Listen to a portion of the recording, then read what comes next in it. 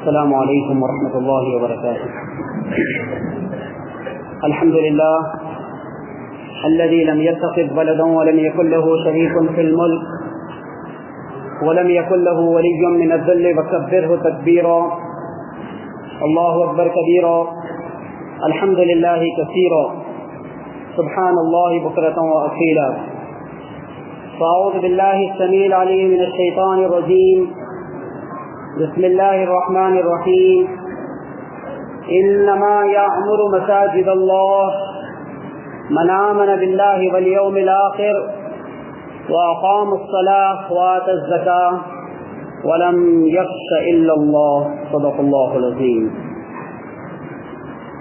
حمد و ستائش اللہ رب العالمین کے لیے ہے، اور درود و سلام ہو نبی آخر الزمان خاتم النبیین و رحمت للعالمین حضرت سیدنا محمد مصطفیٰ صلی اللہ علیہ وسلم پر.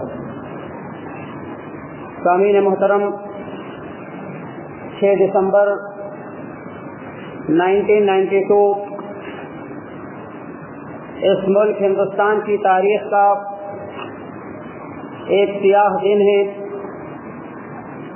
یہ وہ دن تھا کہ پوری انسانیت کو شرمسار ہونا پڑا، اور یہ وہ دن تھا کہ ظلم و ستم اور زیادتی کے ذریعے سے، غنڈہ گردی کے ذریعے سے اللہ کے گھر کو شہید کیا گیا.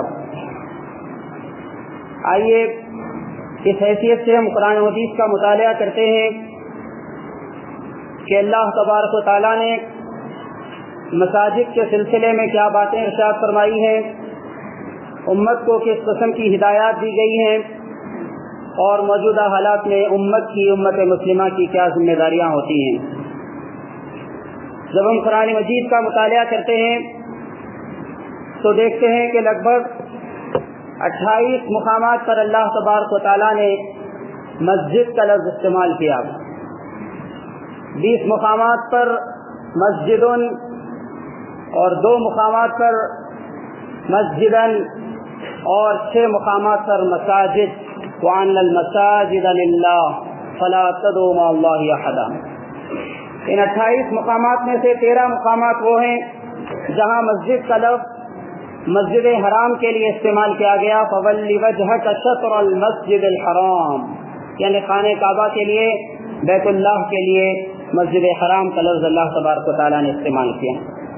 اس طرح سورہ بنی اسرائیل کی ابتدا میں بطور خاص اللہ تبارک و تعالیٰ نے مسجد حرام کا ذکر کیا، بیت اللہ کا ذکر کیا، تو اس کے ساتھ ساتھ مسلمانوں کے قبلہ اول یعنی مسجد اقصی کا ذکر کیا. الی المسجد الاقصی الذی بارکنا حولہ لنریہ من آیاتنا. اور پھر جہاں پر اللہ تبارک و تعالیٰ نے اہل ایمان کی ہدایت کے لیے مساجد کا مقام اور مرتبہ بیان کیا، اسی کے ساتھ ساتھ سورہ توبہ میں منافقوں کی مسجد کا بھی ذکر کر دیا، تاکہ مسلمان کبھی اس طرح کی مسجدوں سے دھوکے کا شکار نہ ہوں، اور وہ مسجدیں جو اسلام دشمن قوتوں کی طرف سے بنائی گئی ہیں اس کے اندر وہ نہ جائیں. آج اس کا اطلاق، اس کا اپلیکیشن قادیانیوں کی مسجد پر ہوتا ہے کہ قادیانیوں نے عبادت گاہیں تعمیر کرنا شروع کی، اس کا نام مسجد رکھا، اور بہت سے بھولے بھالے لوگوں کو بیوقوف بنانے کی انہوں نے کوشش کی. چنانچہ سورہ توبہ میں فرمایا گیا کہ والذین اتخذوا مسجدا ضرارا وكفرا وتفریقا بین المؤمنین وارصادا لمن حارب اللہ ورسولہ من قبل. مسجد ضرار کا ذکر کیا جو چند منافقوں کی طرف سے بنائی گئی تھی، اس کا ذکر کرتے ہوئے فرمایا کہ اس مسجد کے قیام کا مقصد وکفرا وتفریقا بین المؤمنین، کہ مسلمانوں کے درمیان کفر کو اور اختلافات کو، ان کی آپسی دوریوں کو ہوا دینا تھا. اس مقصد کے لیے منافقوں نے ایک مسجد تعمیر کی تھی. اور آج جہاں جہاں قادیانی مسجد کے نام پر عبادت گاہیں بنا رہے ہیں، اس کا بھی ٹھیک وہی مقصد ہے کہ وہ چاہتے ہیں کہ مسلمانوں کے اندر اور اسلام کے بارے میں غیر مسلموں کے اندر بہت سی غلط فہمیاں اور کنفیوژن پیدا کیا جائے، اور عالمی طاقتوں کی پشت پناہی بھی ان قادیانیوں کو حاصل ہے. مسلمانوں کو حکم دیا گیا کہ لا تقم فیہ ابدا، تم اس طرح کی مسجدوں میں کبھی داخل نہ ہو، اور ان مسجدوں میں داخل ہوں جو اللہ کی عبادت اور اس کے توحید کے اعلان کی غرض سے بنائی گئی ہے۔ لمسجد اسس علی التقوی من اول یوم احق ان تقوم فیہ، کہ وہ مسجد جس کی بنیاد تقوی پر رکھی گئی، وہ مسجد ہے جس کا فاؤنڈیشن اللہ کے خوف اور اس کی خشیت کی بنیاد پر رکھا گیا۔ احق ان تقوم فیہ، وہ زیادہ ایلیجبل ہے، وہ زیادہ مستحق ہے وہ مسجد ہے کہ اہل ایمان اور توحید کے علمبردار ان مساجد میں جمع ہوں اور پھر اللہ کی عبادت کریں، اس کی وحدانیت کا، اس کی کبریائی کا اعلان کریں۔ بخاری اور مسلم کی روایت ہے، حضرت ابو ہریرہ رضی اللہ تعالیٰ عنہ راوی ہیں، نبی کریم صلی اللہ علیہ وسلم نے ارشاد فرمایا کہ ایک بندہ مومن جب مسجد میں داخل ہوتا ہے تو اللہ تبارک و تعالیٰ کچھ فرشتوں کو روانہ کرتا ہے جو ان مومنوں کے حق میں، اہل ایمان کے حق میں مسلسل دعائیں کرتے ہیں۔ الملائکۃ تصلی علی احدکم، ہر اس آدمی کے حق میں جو مسجد میں داخل ہوتا ہے، اور 3 دعائیں کرتے ہیں۔ اللہم صلی علیہ، اس بندے مومن کی سلامتی کے لیے وہ دعا کرتے ہیں، اور پھر اللہم ارحمہ، اس کے لیے رحمت کی وہ دعا کرتے ہیں، اور پھر اس کی مغفرت کی دعا کرتے ہیں، اللہم اغفر لہ۔ یہ 3 دعائیں فرشتے مسلسل اس آدمی کے حق میں کرتے رہتے ہیں جب تک کہ وہ مسجد میں رہتا ہے اور باوضو رہتا ہے۔ ایک اور حدیث میں الفاظ آتے ہیں کہ غشیتہم الرحمہ، کہ جب اللہ کے نیک بندے جب اس کے کسی گھر میں جمع ہوتے ہیں، بیت من بیوت اللہ، اور اللہ کو یاد کرتے ہیں، قرآن مجید کی تلاوت کرتے ہیں، تو فرشتے انہیں گھیر لیتے ہیں۔ غشیتہم الرحمہ، اور رحمت ان پر چھا جاتی ہے۔ وحفتہم الملائکہ، وہ فرشتوں کے درمیان اپنے آپ کو محسوس کرتے ہیں۔ وذکر اللہ فی من عندہ، اور اللہ تعالیٰ ان لوگوں میں ان کا ذکر کرتا ہے جو اس کے پاس ہیں۔ بہت اونچے مقام پر، بہت بلند مقام پر ان بندوں کا تذکرہ ہوتا ہے۔ چنانچہ حکم دیا گیا کہ اہل ایمان میں پاک باز قسم کے لوگ جمع ہوں، مسجد کے اندر پاک باز اور نیک سیرت رکھنے والے لوگوں کا اجتماع ہو۔ فیہ رجال یحبون ان یتطہروا واللہ یحب المطہرین، فرمایا گیا کہ مسجدوں کو آباد کرنے والے تو وہ لوگ ہوتے ہیں جو مسجدوں کو پاکیزہ رکھنا چاہتے ہیں، خود بھی پاک صاف اور ستھرے رہتے ہیں۔ اللہ تعالیٰ ایسے لوگوں سے محبت کرتا ہے۔ پھر یہ بات بیان کی گئی نبی کریم صلی اللہ علیہ وسلم کی سیرت کے ذریعے سے کہ مسجد محض عبادت ہی کی جگہ نہیں ہے کہ لوگ یہاں پر محض نماز کے لیے جمع ہوں، بلکہ اسے ایک دینی مرکز کی حیثیت دی گئی، اسے ایک مسلمانوں کا مرکزی مقام اور سینٹرل پوائنٹ قرار دیا گیا۔ چنانچہ آپ دیکھتے ہیں کہ اللہ کے رسول صلی اللہ علیہ وسلم نے مسجد کو جہاں عبادت کے لیے استعمال کیا، وہیں مسلمانوں کی تعلیم اور تربیت کے لیے بھی استعمال کیا۔ روایات میں آتا ہے کہ ایک موقع پر نبی کریم صلی اللہ علیہ وسلم مسجد نبوی میں داخل ہوئے۔ آپ نے دیکھا کہ 2 گروہ ہیں، لوگ گروپ بنا کر مختلف قسم کے کاموں میں مشغول ہیں۔ ایک گروہ کے قریب جا کر آپ نے دیکھا تو معلوم ہوا کہ وہ لوگ ذکر اور اذکار کر رہے ہیں، اللہ کو یاد کر رہے ہیں، اس کی حمد و ثنا بیان کر رہے ہیں۔ پھر آپ دوسرے گروپ میں جا کر بیٹھے تو وہاں آپ نے دیکھا کہ لوگ علم سیکھ رہے ہیں، سیکھنے اور سکھانے کا کام کر رہے ہیں، نالج اور ایجوکیشن کا پروموشن وہاں پر ہو رہا ہے۔ تو اللہ کے رسول صلی اللہ علیہ وسلم نے ان دونوں گروہوں کی تعریف کی اور فرمایا کہ اللہ تعالیٰ کا کہ گھر میں بیٹھ کر یہ دونوں گروہ نیک کام کر رہے ہیں، لیکن انا بعثت معلما، میں معلم بنا کر بھیجا گیا ہوں، لوگوں کو سکھانے والا، ٹیچنگ دینے والا بنا کر بھیجا گیا ہوں۔ اور اس گروہ میں آپ تشریف فرما ہوئے جہاں پر لوگ سیکھ رہے تھے اور علم کو عام کر رہے تھے۔ تو مسجد کو تعلیم اور تربیت کا مرکز بنایا نبی کریم صلی اللہ علیہ وسلم نے۔ پھر آپ نے سفارتی مقاصد کے لیے اس کا استعمال کیا۔ مسجد میں بیٹھ کر بڑے بڑے بادشاہوں کو خطوط لکھے گئے اور اسلام کی دعوت دی گئی، دائرے اسلام میں داخل ہونے کی تلقین کی گئی۔ لگ بھگ 9 بڑی حکومتوں کے سربراہوں کو نبی کریم صلی اللہ علیہ وسلم نے مسجد نبوی میں بیٹھ کر خط لکھے۔ پھر یہاں پر آپ نے مسجد کے اندر قیدیوں کو قید کرنے کا کام انجام دیا، اور مقصد یہ بیان کیا ہے علماء اور مفسرین نے کہ مسجد نبوی میں قیدیوں کو اس لیے رکھا گیا کہ مسجد میں نماز پڑھنے کا جو منظر ہوتا ہے، وضو کرنے کا جو منظر ہوتا ہے، اس سے دیکھ کر وہ قیدی اثر لیں اور ان کے دل نرم پڑیں۔ تاریخ یہ بتاتی ہے کہ جنگ بدر کے موقع پر جب مشرکین مکہ کو لایا گیا، قید کیا گیا، تو نبی کریم صلی اللہ علیہ وسلم نے صحابہ کرام سے مشورہ کیا کہ ان لوگوں کا کیا کیا جائے۔ حضرت عمر بن خطاب رضی اللہ تعالیٰ عنہ انہوں نے ارشاد فرمایا اس موقع پر کہ جو قریبی رشتہ دار ہیں وہ ان کو قتل کرنے کا کام انجام دیں۔ جو قیدی آئے ہیں اگر ان کے باپ یا ان کا بیٹا یا ان کا بھائی مدینہ میں وہ مسلمان ہو تو وہ انہیں قتل کرنے کا کام کرے. اور بعض لوگوں کے بارے میں آپ نے مشورہ دیا کہ یہ وہ لوگ ہیں جو اسلام کے خلاف تقریریں کیا کرتے تھے, ان کے سامنے کے دانت اکھاڑ دیے جائیں. حضرت ابوبکر صدیق رضی اللہ تعالیٰ نے مشورہ دیا کہ فدیہ دے کر چھوڑ دیا جائے. اور ایسے لوگ جو فدیہ بھی نہیں دے سکتے تھے ان کے بارے میں نبی کریم صلی اللہ علیہ وسلم نے بہت تاریخی فیصلہ کیا, بہت ہسٹوریکل ڈیسیژن ہے جو اللہ کے رسول صلی اللہ علیہ وسلم نے لیا. آپ نے فرمایا کہ جو لوگ فدیہ نہیں دے سکتے ہوں, کچھ پیسے دے کر یہاں سے نہیں چھوٹ سکتے ہوں, ان کا فدیہ یہ ہوگا کہ وہ مدینہ کے 10 لڑکوں کو 10 بچوں کو پڑھنا اور لکھنا سکھا دیں. اس لیے کہ مکے میں علم عام تھا اور مکہ مکرمہ میں پڑھنا لکھنا جاننے والے زیادہ لوگ تھے, جبکہ مدینہ منورہ میں علم نہیں تھا. یہاں کے لوگ کھیتی باڑی اور باغبانی کیا کرتے تھے, تو اللہ کے رسول صلی اللہ علیہ وسلم نے اسلام کے رشتے کو علم سے جوڑا تھا, قرآن کے رشتے کو علم سے جوڑا تھا. چنانچہ آپ نے فرمایا کہ 10 لوگوں کو پڑھنا لکھنا سکھا دیں, اور پھر یہ کہ انہیں پڑھنا لکھنا سکھانے کے بعد چھوڑ دیا گیا. گویا اسلام کی تاریخ میں جو سب سے پہلا اسکول قائم ہوا مسجد نبوی میں, اس کے 100% اسٹوڈنٹ مسلمان تھے اور اس کا 100% اسٹاف نان مسلم تھا, غیر مسلم, سب کے سب غیر مسلم جو مسلمانوں کو پڑھانے کا کام کرتے تھے. اور پھر جب پڑھنے لکھنے میں 10 بچے مدینہ کے ماہر ہو گئے تو ان کو آزاد کر دیا گیا. لیکن اس کا ایک بڑا اور عظیم فائدہ یہ حاصل ہوا کہ مسجد نبوی میں قید ہونے کی وجہ سے یہاں کے ماحول کا ایک گہرا اثر اس پر ہوا, اور اس کی ایک بڑی تعداد ایسے لوگوں کی تھی جنہوں نے بعد میں اسلام قبول کیا. پھر نبی کریم صلی اللہ علیہ وسلم نے مسجد کو محض عبادت کے لیے استعمال نہیں کیا, بلکہ مسلمانوں کے باہمی اختلافات کو رفع کرنے کے لیے استعمال کیا. وہ شرعی عدالت تھی جو مسجد میں قائم ہوتی تھی. وہاں پر شوہر اور بیوی کے جھگڑے چکائے جاتے تھے, جائیدادوں کے مسئلے چکائے جاتے تھے, اور پھر یہ کہ مختلف نزاعی معاملات کا فیصلہ کیا جاتا تھا. اس وقت عدالت میں کام کرنے والے مسلمان صاحب نے بات بتائی کہ 70% جو جھگڑے چل رہے ہیں عدالت میں وہ مسلمانوں کے ہیں, اور اس میں ایک بڑی تعداد ایسی ہے جو جائیدادوں کے مسئلے پر مقدمات 2 بھائیوں کے درمیان یا بھائی اور بہنوں کے درمیان, 70% اس کی تعداد, اور غیروں کے سامنے جا کر انصاف کی بھیک مانگ رہے ہیں.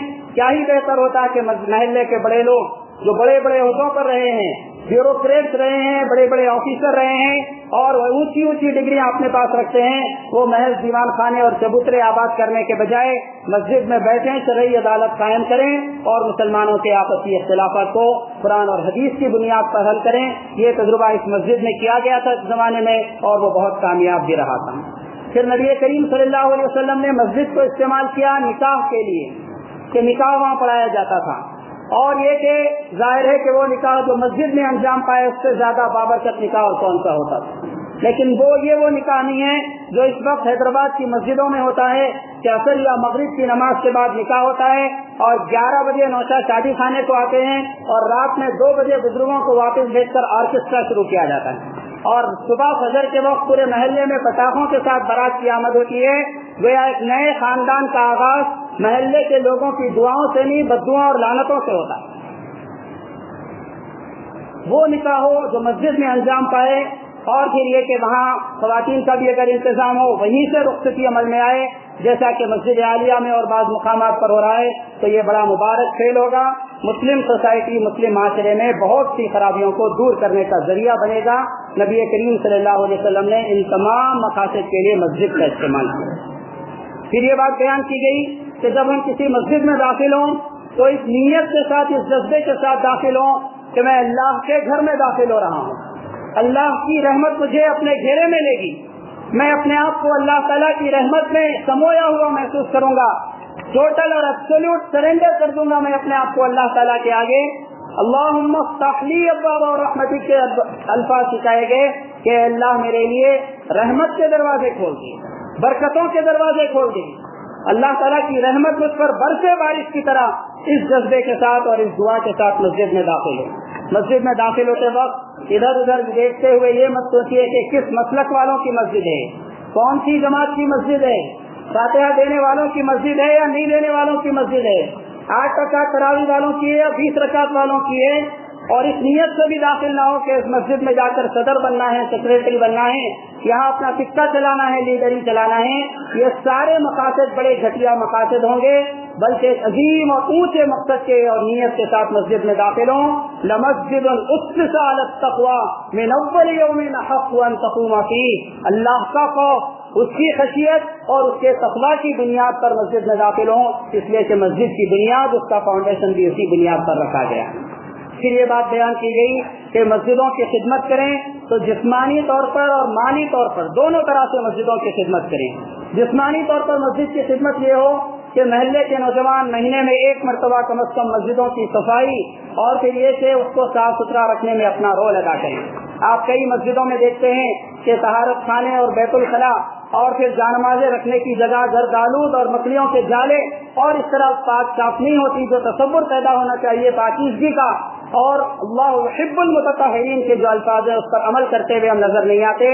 تو محلے کے نوجوان مہینے میں ایک مرتبہ کم از کم مسجد کی صفائی یہ جسمانی طور پر خدمت کریں.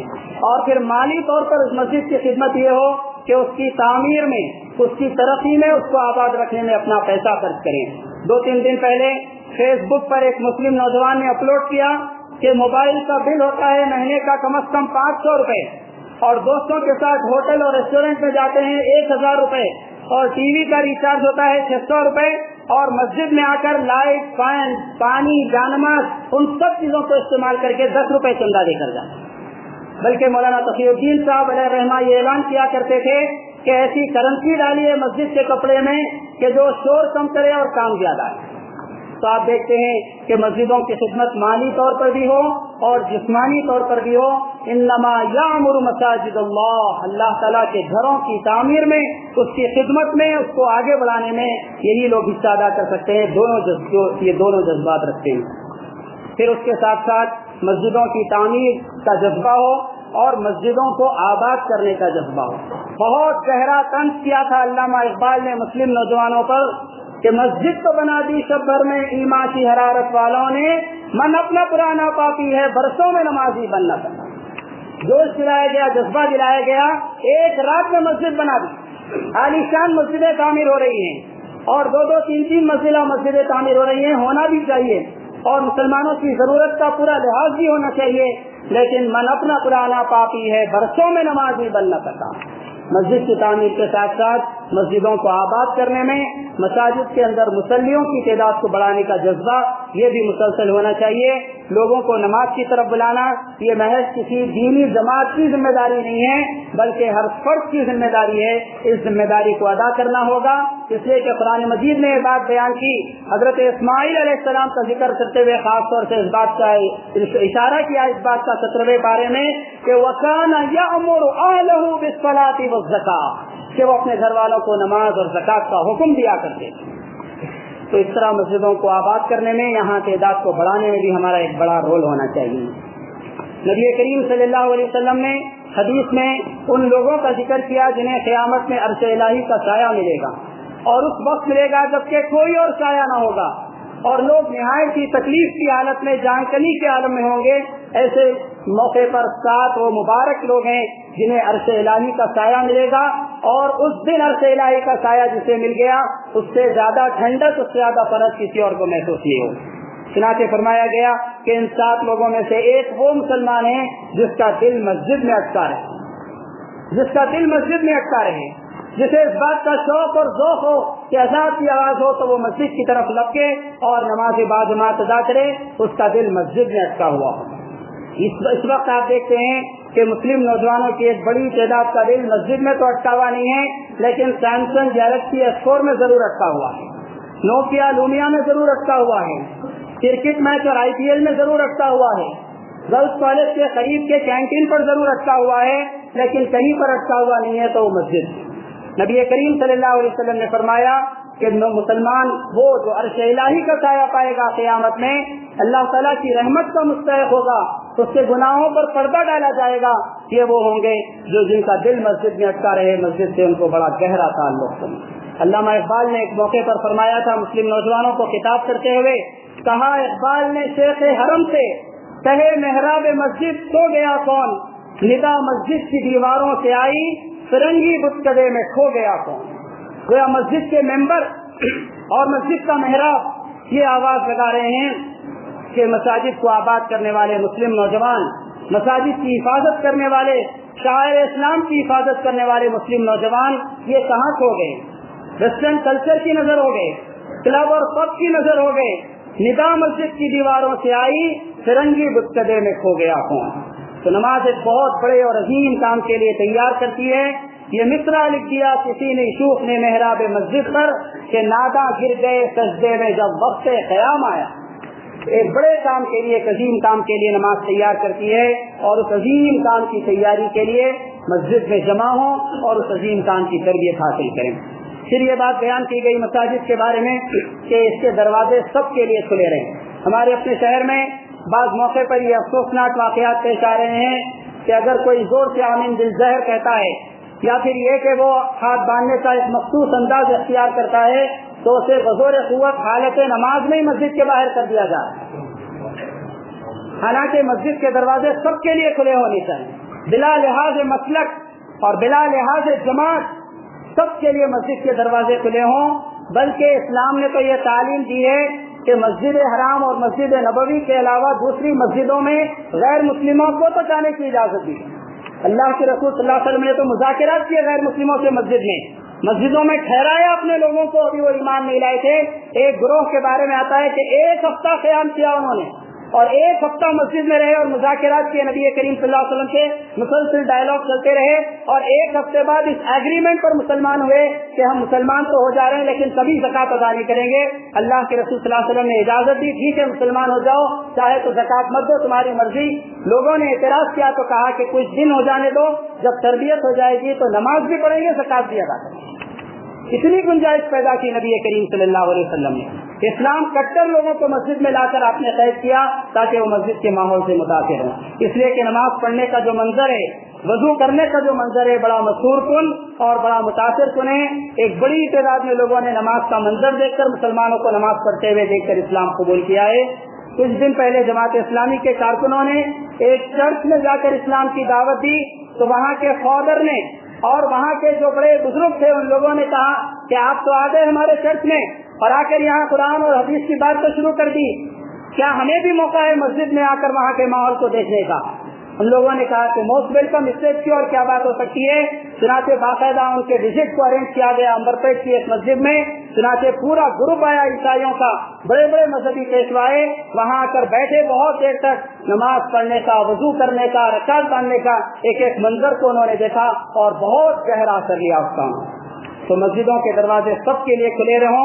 وَأَنَّ الْمَسَاجِدَ لِلَّهِ، یہ مسجدیں اللہ کے لیے ہیں، وہ اللہ کا گھر ہے، اور اللہ کے گھر میں آنے سے کوئی روک نہیں سکتا، کوئی منع نہیں کر سکتا، کوئی شرائط نہیں لگا سکتا۔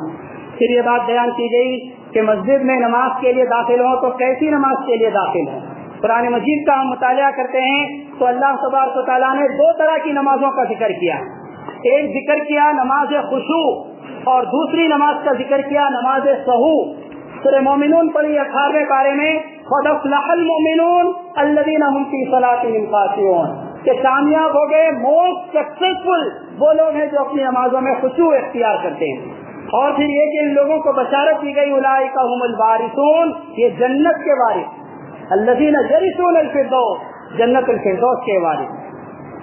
روایات میں آتا ہے کہ مسجد نبوی میں نبی کریم صلی اللہ علیہ وسلم تشریف فرما تھے، ایک آدمی آیا، تیز تیز اس نے وضو کیا اور تیز تیز نماز پڑھی اور سلام پھیرا اور آ کر محفل میں شامل ہو گیا۔ آپ نے ارشاد فرمایا، ارجع فصلی فإنک لم تصلی، جاؤ دوبارہ نماز پڑھو، تم نے نماز نہیں پڑھی۔ اس نے دوسری بار نماز پڑھی، پھر آپ نے فرمایا ارجع فصلی فإنک لم تصل، 3 مرتبہ آپ نے نماز پڑھائی اس کو، اور اس کے بعد بھی آپ نے یہ بات ارشاد فرمائی تو اس نے بے بسی ظاہر کی کہ میں اس سے بہتر اور نماز نہیں پڑھ سکتا۔ تب اللہ کے رسول صلی اللہ علیہ وسلم نے اسے تعلیم دی کہ رکوع اور سجود اور قیام اور قاعدہ کس طرح اطمینان اور سکون سے ادا کیا جائے، اس کی تعلیم دی۔ یہ نماز خشوع ہے۔ اسی طرح حضرت ابو ہریرہ رضی اللہ تعالیٰ عنہ راوی ہیں، مسلم شریف کی روایت میں الفاظ ہیں کہ ربما يكون العبد من ربه وهو ساجد، کہ بندہ جب سجدے کی حالت میں ہوتا ہے تو اپنے رب سے وہ قریب ترین ہوتا ہے۔ حضرت عثمان رضی اللہ تعالیٰ عنہ راوی ہیں، بخاری اور مسلم کی روایت ہے کہ من توضأ وضوئی، کوئی مسلمان اس طرح وضو کرے جس طرح میں وضو کرتا ہوں، ثم يصلي رکعتین، اور اس کے بعد اپنی رکعتوں کو پورا کرے، لا يحدث فيها بشيء، اور اس دوران اسے ادھر ادھر کے خیالات نہیں آئیں، لا युफ्सितु फ़ीहा बिशैइन, अपने ज़हन पर पूरी तरह कंट्रोल करने की कोशिश करे, अपनी पूरी नफ्सियात को, अपनी साइकोलॉजी को कंसंट्रेट करे नमाज की तरफ। नबी करीम सल्लल्लाहु अलैहि वसल्लम ने फरमाया गफ़र लहू मा तक़द्दम मिन ज़ंबी, उसकी एक नमाज उसके पूरे गुनाहों का कफ़ारा हो जाए। एक नमाज पूरी तवज्जो के साथ। यहाँ हमारा मामला यह है कि नमाज पढ़ने के लिए ठहरते हैं तो ऐसा महसूस होता है टीवी का एक स्क्रीन लगा दिया गया है और उस वक्त होश में आते हैं जब इमाम सलाम फेरते हैं, जबकि जब एक मोमिन मर्द मोमिन को जब अच्छी नमाज का मजा मिल जाता है तो ये उसकी महबूब तरीन नमाज बन जाती है। नबी करीम सल्लल्लाहु अलैहि वसल्लम ने फरमाया, निसाई की रिवायत है कि जुइलत कुर्रतु ऐनी फिस्सलाह, कि मेरी आंखों की ठंडक नमाज में रखी गई है। फिर आपने फरमाया या बिलाल अक़िमिस्सलात अर्हिना, अबू दाऊद के अल्फाज हैं, ए बिलाल अज़ान दो, नमाज कायम करने का इंतजाम करो और हमें ठंडक दो, हमें इत्मीनान दो। ये नमाज में इत्मीनान और सुकून हासिल होता है। रिवायात में आता है, ये बात बयान की गई इस नमाज खुशू के बारे में कि जब आदमी पूरी दिलचस्पी और यकसुई के साथ नमाज पढ़े तो गोया रकात बांधते वक्त इस बात का ऐलान है कि वो अपनी आसपास की पूरी दुनिया से बेखबर हो गया, उससे बिल्कुल कट कर उसने अपने आप को अल्लाह ताला के हवाले कर दिया और एक दूसरी दुनिया में चला गया जहाँ वो अपने रब से बातचीत कर रहा है, मुनाजात कर रहा है। और फिर उसके बाद जब वो सलाम फेरता है तो गया वो किसी दूसरी दुनिया में था, अब वापस लौट कर अपनी दुनिया में आ रहा है, इसलिए दाएं और बाएं सलाम फेर कर हाज़िरीन को कह रहा है अस्सलामु अलैकुम। इस जज्बे के साथ नमाज हो कि रकात बांधने के साथ ही दुनिया के मसाइल, परेशानियां और उलझने, ख्यालात और वसवसे पूरी तरह मैं इसे कंट्रोल करने की कोशिश करूंगा और पूरी यकसुई के साथ अपने रब के दरबार में हाजिरी दूंगा। हजरत हुज़ैफा फरमाते हैं कि जब नबी करीम सल्लल्लाहु अलैहि वसल्लम को परेशानी लाक होती तो आप फौरी नमाज के लिए खड़े हो जाते, जब परेशानी में होते नमाज के लिए ठहर जाते। अल्लामा इब्ने तैमिया अलैहि रहमा के बारे में बात कही जाती है कि जब कोई बात उनको समझ में नहीं आती तो किसी वीरान मस्जिद के अंदर जहाँ आसपास आबादी नहीं होती वहाँ पर चले जाते और वजू करके रकात मानते, सजदे में से डाल देते और बस ये दुआ करते जाते, या मुअल्लिम इब्राहीम अल्लिमनी, ए इब्राहिम को सिखाने वाले मुझे भी सिखा दे। इब्राहिम अलैहिस्सलाम को सिखाया था जब उन्होंने आसमान और जमीन और चांद और तारों पर गौर व फिक्र किया था तो अल्लाह ताला ने कलिमात सिखाए थे, उनके दिल में इन कलिमात का इल्का हुआ था कि इन्नी वज्जहतु वजहिया लिल्लज़ी फ़तरस समावाति वल अर्ज़, या मुअल्लिम इब्राहीम अल्लिमनी, ए इब्राहिम को सिखाने वाले मुझे भी सिखा दे। ये अल्लामा इब्ने तैमिया अलैहि रहमा का मामूल बताया जाता है। सामीन मोहतरम, ये नमाज खुशू है जो मस्जिदों में होनी चाहिए। और दूसरी नमाज जिसका जिक्र कुरान मजीद ने किया, फ़वैलुल लिल मुसल्लीन अल्लज़ीना हुम अन सलातिहिम साहून, तबाही है उन नमाजियों के लिए जो नमाज पढ़ते हैं लेकिन वो नमाज सहू होती है, उस नमाज सहू से बचें। और ये कि वइज़ा क़ामू इलस्सलाति क़ामू कुसाला, नमाज सहू ये है कि नमाज के लिए ठहरे तो काहली के साथ, युराउन्नास, लोगों को दिखाने के लिए, वला यज़कुरूनल्लाह इल्ला क़लीला, अल्लाह का जिक्र नहीं करते मगर बहुत कम, बहुत नॉमिनल, बहुत बराए नाम। एक नमाज खुशू और दूसरे नमाज सहू, जब हम मस्जिद में दाखिल हों तो इस नीयत इस अज़्म के साथ कि हम नमाज खुशू अदा करेंगे। आखिरी बात जो इस मौके पर कहनी है कि हम मस्जिदों की खिदमत, उसकी तामीर, उसे आबाद करने, उसे बारौनक बनाने, उसे मुसलमानों का मरकजी मुकाम बनाने, उनके मसाइल का हल और फिर ये कि उनकी रहनुमाई की जगह बनाने की जहाँ कोशिश करें, वहीं हमारी ये भी जिम्मेदारी है कि मसाजिद की हिफाजत की भी हम कोशिश करें और उसके मुकल्लफ हैं, उसके लिए जवाबदेह हैं। ये बात सही है कि 400 साल कदीम मस्जिद को दिन के उजाले में पूरे जुल्म और बर्बरियत के साथ शहीद किया गया और सारे तारीखी रिकॉर्ड, जितने हिस्टोरिकल रिकॉर्ड हैं, वो सब मुसलमानों के फेवर में होने के बावजूद अदालत ने एक दिल दुखा देने वाला फैसला दिया गुज़िश्ता 2 साल पहले। और फिर इन हालात में हमारी जिम्मेदारी होती है कि हम पूरी यकसुई के साथ इस बात पर कायम रहें कि एक मस्जिद जब बना दी जाए तो क़यामत तक वो मस्जिद रहेगी, हम उससे दस्तबरदार और विड्रॉ नहीं हो सकते। लेकिन चूंकि लड़ाई अदालत में हुई है इसीलिए हम उसको अदालत में ही भरपूर अंदाज से लड़ेंगे और इस लड़ाई को रोड और चौरस्ते पर मिलाएंगे। कानून को अपने हाथ में लेकर कोई अंडरग्राउंड एक्टिविटी नहीं करेंगे, बल्कि जो लीगल और लॉ एंड ऑर्डर को बाकी रखने वाली सूरत हाल है उसी के तहत हम मस्जिदों की हिफाजत करेंगे। हम इस बात का जज्बा अपने अंदर पैदा करें कि इस मुल्क में मुसलमानों का जो वजूद है, एग्जिस्टेंस है, 20-25 करोड़ मुसलमानों का, ये महज इत्तेफाकी वाक़या नहीं है बल्कि खुदाई मंसूबे के तहत इस उम्मत की गोया काश्त की गई है। इस मुल्क में ये इस्लाम के लंबरदार, इस्लाम के नुमाइंदे हैं और इस मुल्क के 80-100 करोड़ लोगों के सामने ہیں، قرآن اور حدیث کی دعوت دینے کے ہم ذمہ دار ہیں، اور یہ ذمہ داری ہم ادا کرتے رہیں گے، اور اس کے ساتھ ساتھ اپنے مساجد کی، اپنے حقوق کی اور اپنے پرسنل لا کی حفاظت کے لیے بھی کوئی کسر نہیں چھوڑیں گے۔ اس جذبے کو ہمیشہ اپنے دلوں میں زندہ رکھیں۔ اللہ تعالیٰ ہمیں عزم عطا فرما۔